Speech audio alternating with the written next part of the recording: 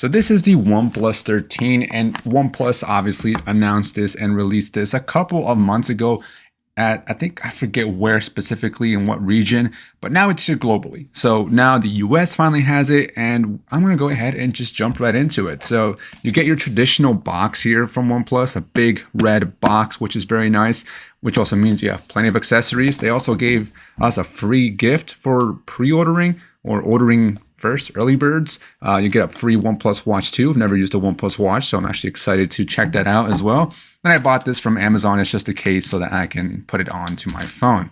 So without further ado, let's go ahead and unbox this thing. All right, so first thing you get is some pamphlets and paperwork. A little box that says never settle.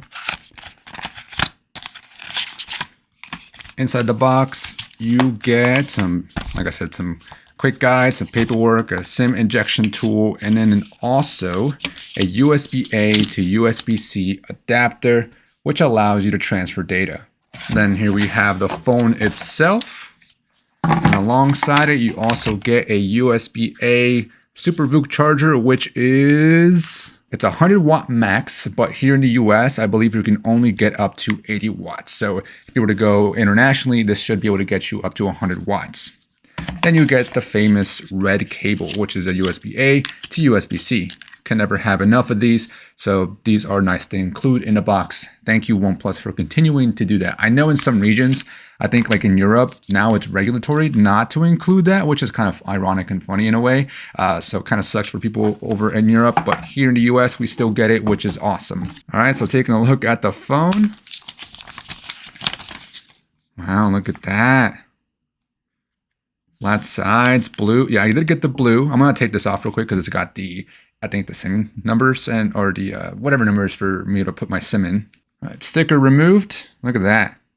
It's in the leatherish blue. This feels so much nicer compared to my OnePlus 12. This feels so much softer and comfortable to feel in the hand. So I definitely like that. It's also way lighter. I think I saw that it weighs now like 10 grams lighter than the OnePlus 12. Yeah, definitely in the hand, you can definitely feel the difference. Look at that. For the most part, like it looks similar from afar, but I will say there's some small differences that I think in the hand makes a difference. So I'm feeling that this feels a little bit grippier because of the flat sides right here and as I'm holding it in my hands.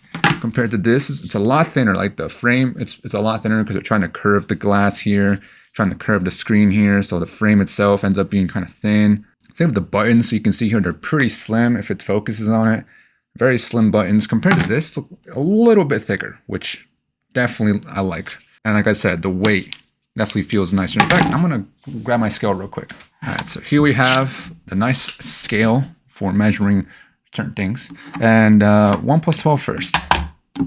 224 grams. And then the OnePlus 13, 212 grams. Wow, 12 grams less.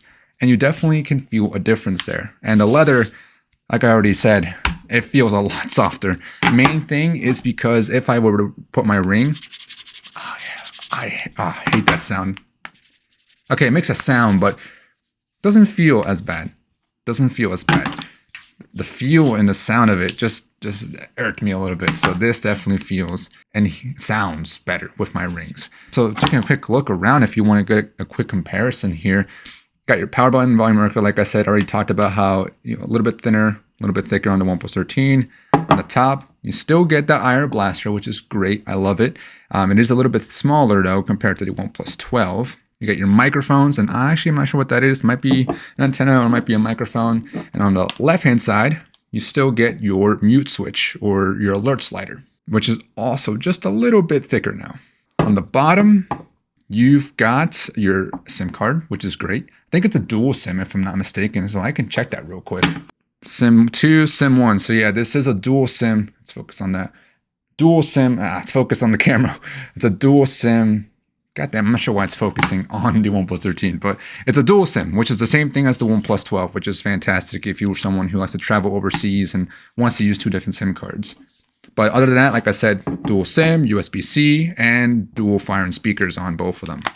And you do also still get a pre-installed screen protector on the OnePlus 13, which is fantastic because I actually still have the OnePlus 12 one still attached as well, and it has been holding up pretty fine. It's got definitely a bunch of scratches and stuff, and there's one little bubble that's building up on the phone itself, but otherwise, I personally recommend just keeping the pre-installed screen protector on just because it adds some added protection from those small minor scratches that you get from maybe keys or putting it up against something else. Definitely just add some small protection. I do like that it's now a flatter display compared to the OnePlus 12, which is full-on curve. So if you were to want to get a different screen protector, you could potentially make it easier on yourself to install them. So they do have, like I said, a little bit of a curve. I think they were marketing it as 2.5D or something like that.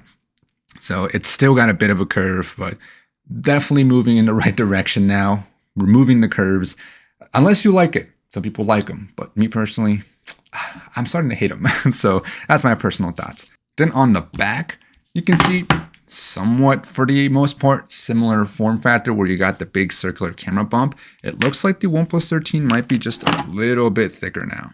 It seems like every year they're just making them a little bit thicker. The OnePlus 11 was a little bit thinner to the OnePlus 12, and now the OnePlus 13 is a little bit thicker compared to the OnePlus 12. But one thing you'll notice here is that they dropped this aluminum piece right here, so it no longer blends into the side, the frame of the phone itself, which is fine because I kind of didn't really add much other than the aesthetic. And this one in particular, it picked up a lot of fingerprints and kind of looked kind of greasy to me, so I didn't like it too much. Versus this one, it's just one big circular design. And then you got this little line here, which it kind of adds a bit of a touch. And they moved the OnePlus brand, or the Hasselblad branding, to the right-hand side here instead of it being inside of the circular camera. One thing that they did remove was the focal length and the just length in general, or whatever they are, the aperture and focal length from the camera to just not show them at all here on the OnePlus 13. So if you were to look closely, you could actually see the focal length and the aperture number for each of the lenses. And I am curious, do they both rock? Yeah, they both rock a good bit if they're on the table. So regardless of each one, you'll definitely want to put some kind of case to maybe help protect the camera lens. Although I still think that with a case, it'll probably still rock. In fact, let's take a look at this case that I got. One thing that I wish that the OnePlus 13 had is some kind of MagSafe built into it. So I got myself this case that has some MagSafe built onto it. It feels very slim, flimsy and cheap. Not gonna lie, it was like 20 bucks though. And this feels like it's gonna break after like a month. This probably won't last long, but we'll see. So this should hopefully allow me to use some MagSafe accessories. So there you go, clear case. I'll leave it linked down in the description. It's better than nothing, I guess, but I mostly wanted it for the MagSafe. Although I will say that OnePlus logo is not centered. I'm not sure if that's because that's where the wireless connection is on the phone, or that's just how the case is or how the phone is. But so yeah, that's the OnePlus 13 for you here. I'm gonna go ahead and turn this on, and I'll do a first impressions of it later on. Another point, this is just a pure unboxing. But taking a look at the watch here. So this is the OnePlus Watch 2, and I'm actually not sure. Did they release a OnePlus Watch 3? They might have, and I don't know. I wasn't paying attention to anything else. I think it was just the phones, but the OnePlus Watch 2 is a major improvement to the original one, because I think the original one used a proprietary charge or a proprietary software, which wasn't Android OS. So that meant that, you know, it was very, very bad as far as the software experience. So hopefully, or I know this one is supposedly pretty good compared to the previous first generation. Okay, pretty nice packaging. All right. Oh, what is this? Is this to pull this out? Or maybe it's to pull that out. I don't know. I'm not sure. Interesting. Interesting packaging. Okay, so over here looks like we got paperwork, so I'm not gonna bother that with that. Over here you got the charger. I am curious what kind of charger it uses. I think it's probably proprietary.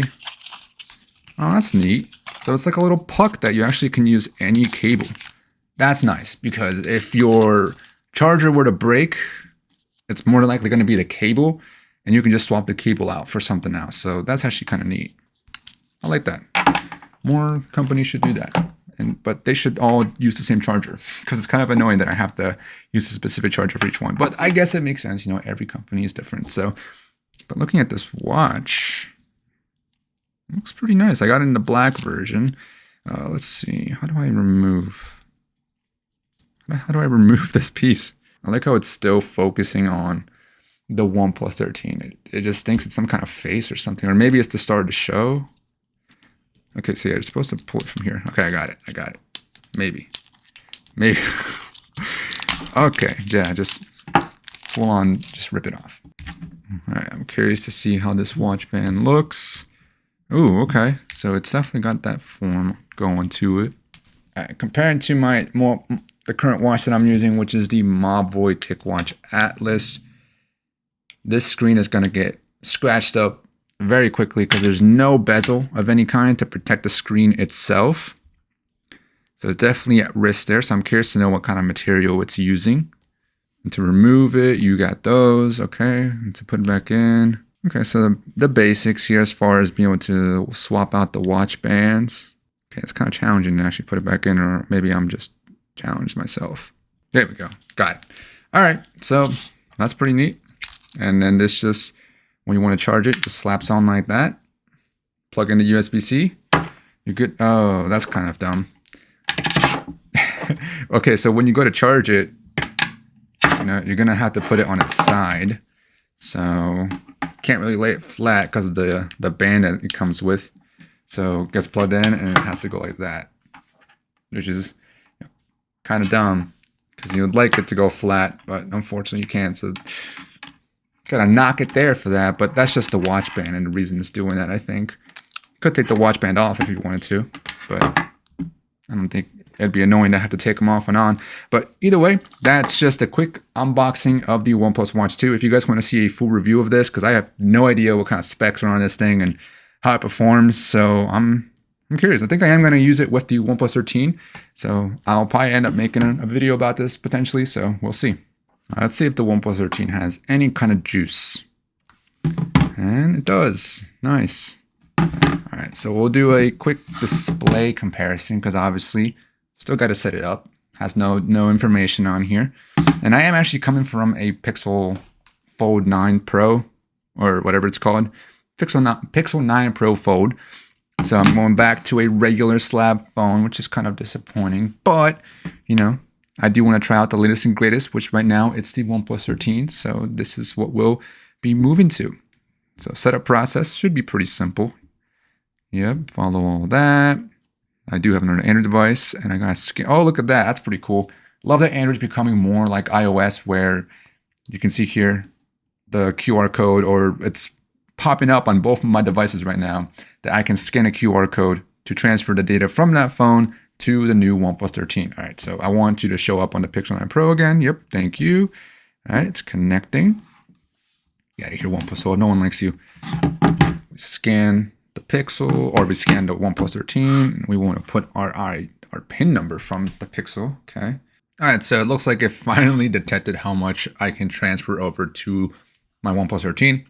I'm going to transfer. I usually always transfer all the apps except for photos, music, messages, device settings, call history. Yeah, pretty much everything else except for the photos and videos, because I like to keep those on the device I took the pictures on, because I get confused about which photo took what, and plus I save everything else that I do want to save and transfer over to my Google Cloud. Just a tip for you guys maybe, or something you can consider if you also have that issue maybe. I don't know. Just sharing my thoughts. Okay, gonna copy over the data, and now we can set up our fingerprint sensor. So one thing that's new here that I am very happy about is the fact that we now have an ultrasonic fingerprint sensor. That's what I'm talking about. Add fingerprint, come on. Over here on the OnePlus 12, we had an optical one, which don't get me wrong, wasn't bad. It did the job, it worked just fine, but nothing is better than an ultrasonic.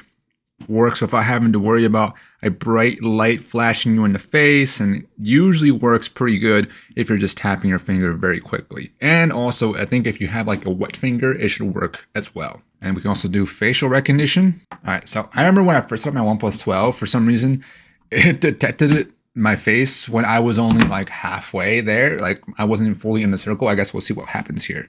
Add now. Okay, so I'm not fully in frame. So now it's actually telling me to get in frame. There we go. Okay, yeah, that's better than how the OnePlus 12 was when I remember setting that up. Meet Gemini, so you get Gemini in here. So it looks like I have to wait for this to finish copying over. because it won't let me go to the rest of the phone, which kind of sucks. All right, so now it's just copying the data. Unfortunately, I do have to go back to work, so I will check in with you guys later just to give you guys a first impressions of the device. Okay, so it's officially been about a little over 36 hours or so since I've unboxed the OnePlus 13. So I've had the opportunity to check it out for a little while and just give my first raw impressions right now. And for the most part, it's very similar experience to the OnePlus 12. So right now, I think if you have the OnePlus 12, I would wait and wait till next year to get a bigger upgrade, because I'm trading in the OnePlus 12 for the OnePlus 13, but it's costing me around $400. So I don't think it's worth paying $400 to upgrade to the OnePlus 13 unless for some reason you're not satisfied with the OnePlus 12, and those satisfactions will either come with the fact that the OnePlus 12 has a curved edge display. Maybe you're not a fan of the color that you got, or you don't like the feel, the material of it. Maybe you want that higher IP rating, because otherwise the cameras, the Snapdragon performance with the Snapdragon 8 Elite versus the Snapdragon 8 Gen 3, it's very similar. You're going to get an overall very similar experience. And that's not to say that the OnePlus 13 is a bad phone. The OnePlus 13 is definitely a phenomenal phone so far. I've been very impressed, or just overall very satisfied. And now, of course, I am paying a lot of money for this, so you shouldn't expect anything less. So here I can show you just the Geek benchmark scores of the CPU of the OnePlus 12 on the left here versus the OnePlus 13. You can clearly see that the OnePlus 13 definitely has a boost in the multi-core, slightly better in single core.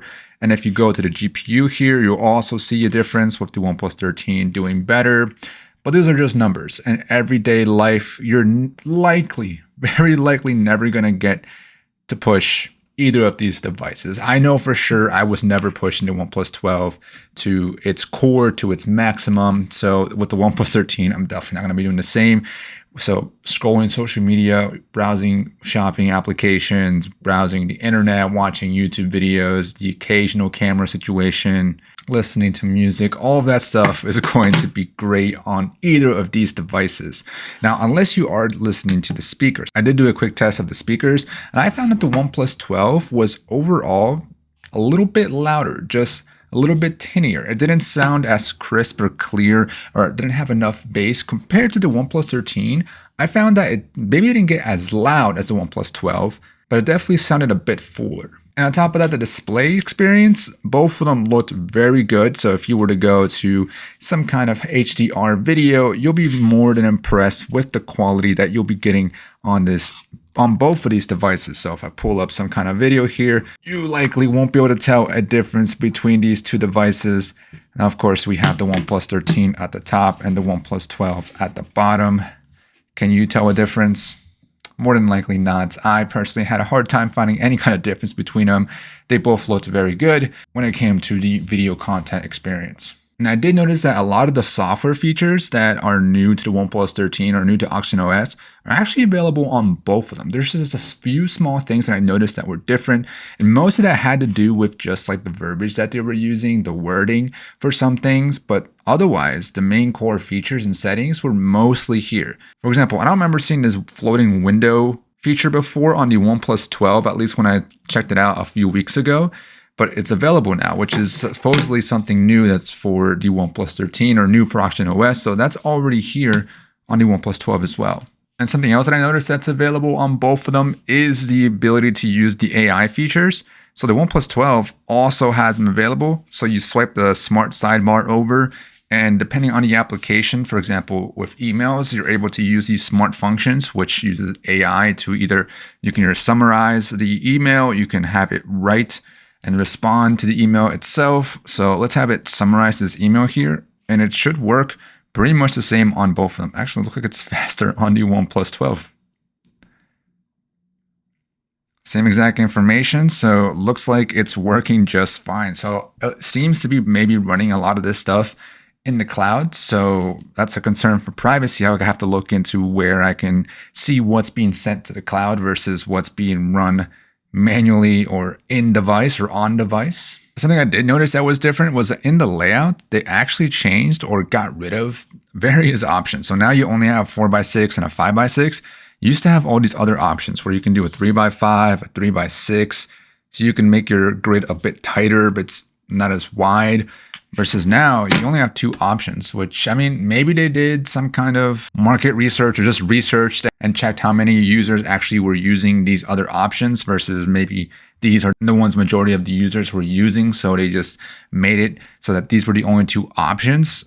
I don't know, but I definitely think that's kind of odd that they took away some other options, which I don't think it's necessary for them to remove. And just to show you an example of some additional things that are just slightly different, the functionality is the same for the most part, but slightly different verbiage and wording. Here you can see if you go to the home screen settings and then go to your home screen mode, one on the OnePlus 12, it's called standard versus with drawer. And then on the OnePlus 13, it's called standard mode versus drawer mode. So again, similar functionality, just slightly different namings.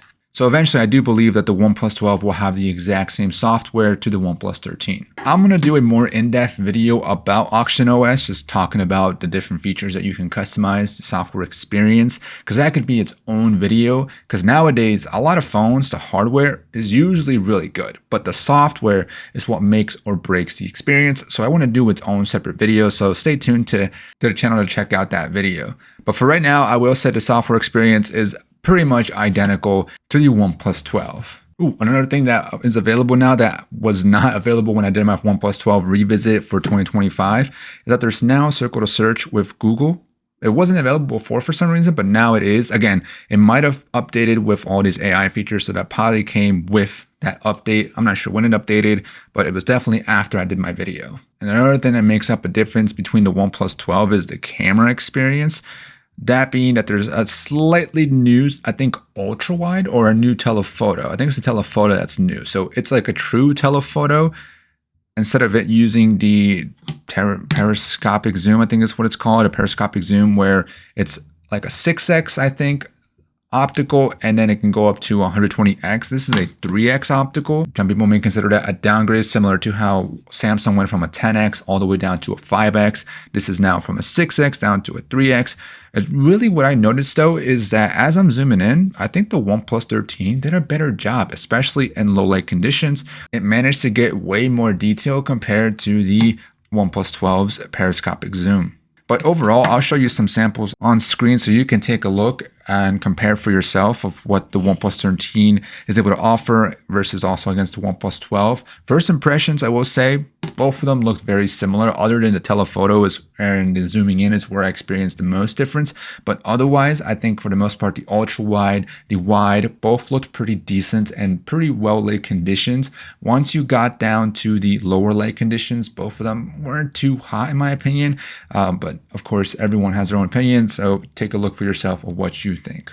Another improvement I did notice is that the OnePlus 13 can now do 8K at 30 frames per second versus the OnePlus 12 could only go to 8K at 24 frames per second. Yeah, I do kind of wish that these manufacturers would give you the option of 24 or 30. Not to say that I use 24 because I usually only use 30, but maybe there's users who prefer 24 frames per second. Maybe over in Europe, people prefer 24 frames per second, or you want that more cinematic frame rate, so you want 24 frames per second. So I kind of wish that they would give you both options. I also noticed that the OnePlus 13 can do 4K with Super Steady mode turned on. So you don't have to sacrifice on the resolution when you go into Super Steady mode. So in the OnePlus 12, if I go to Super Steady mode, it always goes to 1080p 60.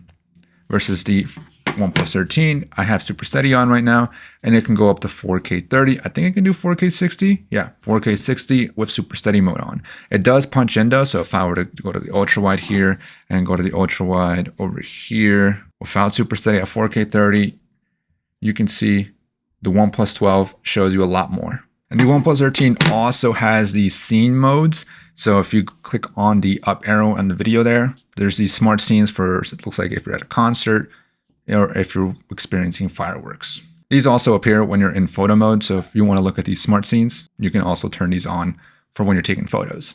And something else that's new is that the OnePlus 13 is using a silicon carbon battery versus just a lithium battery. It's also a lot bigger, 6,000 versus 5,400 milliamp hours.